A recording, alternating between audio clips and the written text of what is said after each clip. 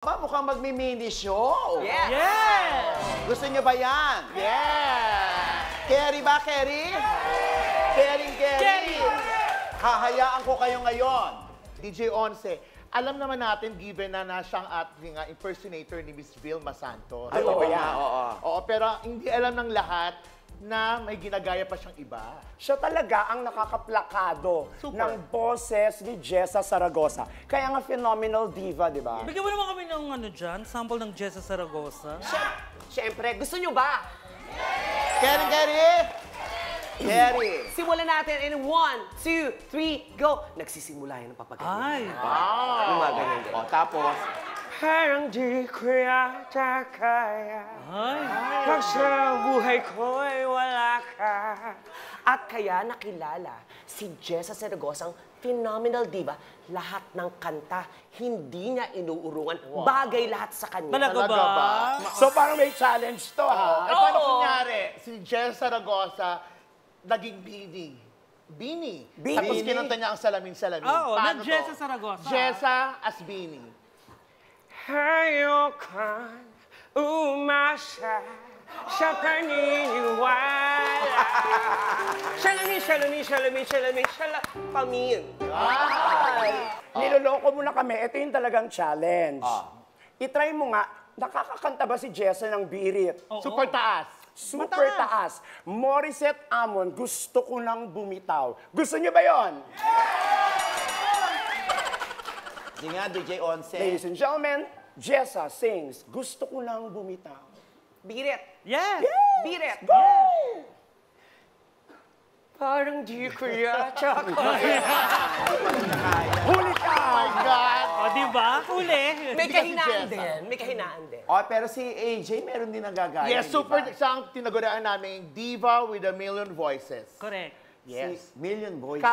Kaya niya pagkasyahin lahat ng boses sa isang kanta. Sige. Oh my God. Gusto, Paano? kunyari, pagdating ng panahon, Okay. Aiza. Alam ko, hindi mo Jaya. kasi narito lang Sharon. ka. Rufa May. Naghihintay kahit kailan. Jessa. Nangangarap kahit di man. Jano. Yung mamalimutin. Tony Gonzaga. Pagdating ng panahon. Ito talaga, Boy Abunda. Susunod. Ay!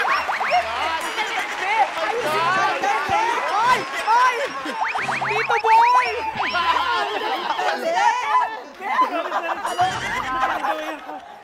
God, Boy Abunda na intro. Oh my Ay, God. parang mas maganda kung papaganto. Ano mo ganyan? Imagine mo, ha? At least, kaya ko rin pong gayahin ng labubo. Hindi pa nagsasalita yan, Boy Abunda na. Eh si Michelle Obama. Ay, kasi Michelle Obama, siya naman kasi, talagang itsura pa lang alam na natin. Diva, di ba? Tindig. Katawan. Payat, slim. Buhok. Alam na natin agad. Buhok. Curly. Aha. Kutis. Aha. Black diva. Yes. Di ba? Ang boses, walang kapantay. Hindi ko na i-intro, given na to, Michelle. Take it away. Kaya ang beauty ko ngayon, nagtitinda na lang ng pares overload. Lisa ka! Diwata! Blackjack. Blackjack slash diwata. Sabi naman sa inyo, Mama Ogs, hindi ako singer. Ako ay isang model. Si Siyang Maria naman. Ang pinaka-chang namin, syempre, kikilabutan ka kung Oo. sino ang kaboses niya. Sino? Mr. Pure Energy Gary V. At saka, Mama Ogs, yung boses niya kasi kakaiba. Alam mo yun, yung parang mas mataas ng konti sa tenor. Kaya lang dahil sa yung sa age niya, ang tawag na doon na tenor de edad. Alam mo kasi, ang pinaka-favorite song ko is How Did You Know ni Gary. Kasi yan po ang theme song ng tatay ko for me. Talaga? Kasi bago po siya mamatay, Ay, sandali. Anong kwento yan? Sandali. nag-guest tayo, masaya yung show. Fun lang to. Ba't ka umiiyak? super memorable kasi po sa akin to eh. Bakit? Kasi bago mamatay ang tatay ko, tinanong niya sa akin, Mario, bakla ka ba? Ang sabi ko, how did you know? Yun ang sinagot ko sa kanya. Kaya pinaka-memorable sa akin itong awitin na ito.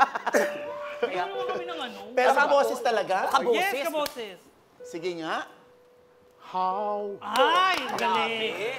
Kaboses. One word pa lang yan, ah. How? Yan! Yan! Galing. Nakakakilabo. Ang galing. How? Ayan! Ayan! Grabe yung bibig. Ayan! Tama na! Ano ba?